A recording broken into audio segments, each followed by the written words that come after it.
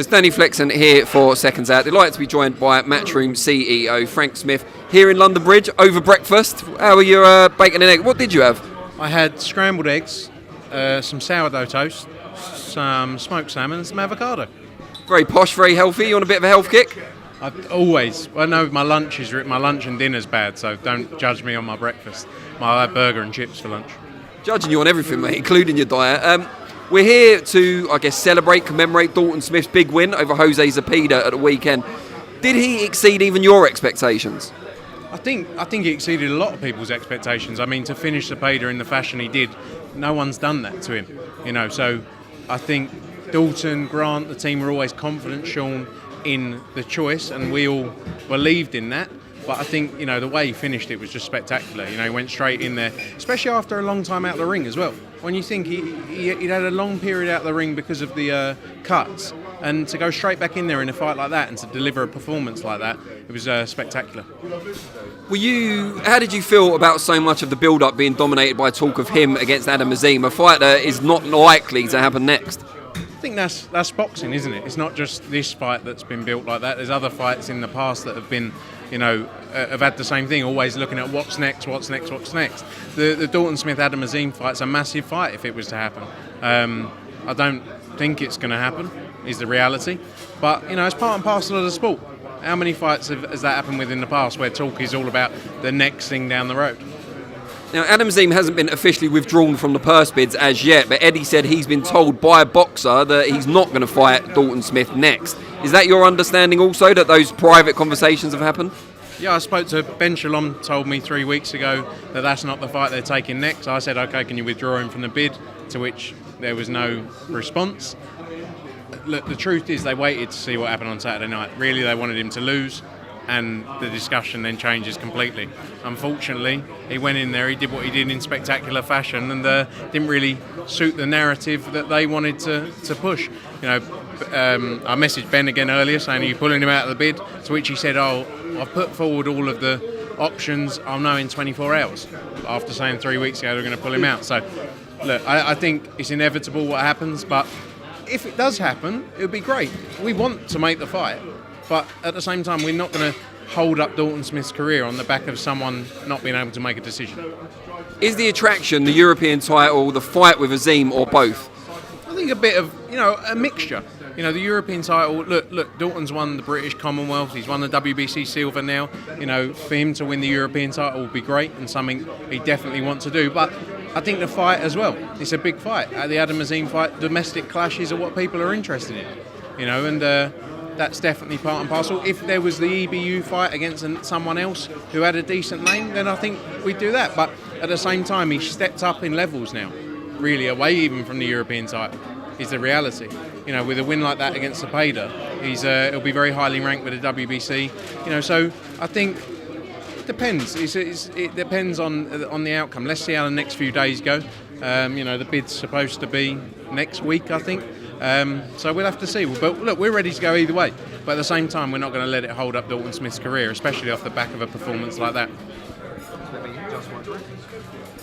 So we've looked at the EBU rankings. Yeah, we've looked at the EBU rankings, and there's Valeen Queezer would be next in line. Looking at, because obviously Jack Catterall's probably not going to fight at that level, and neither is. Who else? I think someone else was up there that's fighting at world level above those guys. And then after Valeen Queezer is Harlem Eubank. Is that a fight that not just you guys would entertain, but do you think he'd want that fight, Harlem? Yeah, it's something we've discussed briefly in the past. That's an interesting fight, for the European title. That's something we definitely could look at. But I think right now the focus is trying to see if Adam Azim remains in that fight. If not, do we then look at stepping up again with another world-ranked fighter? And names that have been thrown about, the likes of Regis Prograis, etc. These are all very interesting fights. So I think we've got to see how the next week goes and then decide from there. But beyond that, we're not going to let it hold up Dalton's career. Now, I'm sure you're aware of the news that broke overnight. I'm sure I'm not even the first person today to ask you about it, and that's the Daily Mail reporting that the Board of Control and UKAD have been successful in their appeal to against the lifting of CONOR Benn's suspension. From a practical perspective, does it make any difference to your plans? Yeah, look, I saw the article. The truth is the the matter, it's an ongoing legal situation that it remains confidential, hence why none of the parties involved have made a comment on it.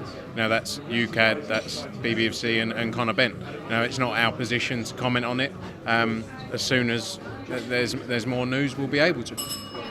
Who do you think's leaked that to the Mail then? I don't know. Look, like I say, the situation has been confidential the whole way through, but there's been a number of leaks the whole way through.